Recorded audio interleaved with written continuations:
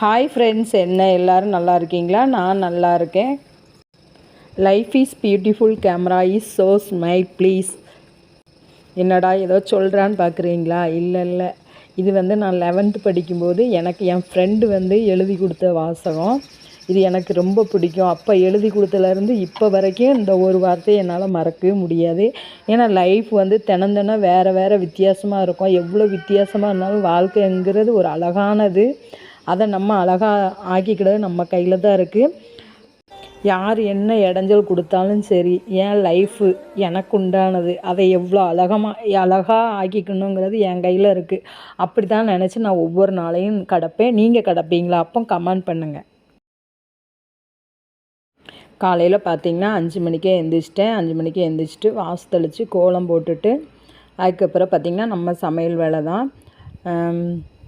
காலையில் எழுந்திரிச்சதும் பாப்பாவுக்கு கொடுத்து விடக்காண்டி காய் சாதம் தான். எல்லா காயும் போட்டு காய் சாதம் கொடுத்துட்டு அப்படியே பீட்ரூட் சும்மா மிளகாத்தூள் போட்டு ஃப்ரை பண்ணி கொடுத்துருந்தேன். அப்படியே சுண்டலும் கொடுத்துருந்தேன்.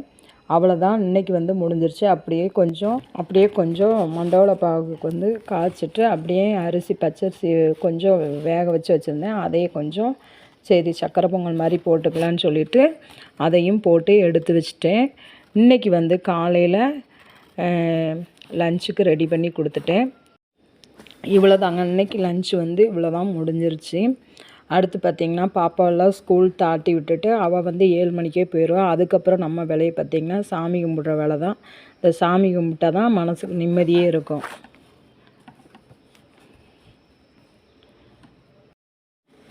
Life is beautiful, camera is so smile please.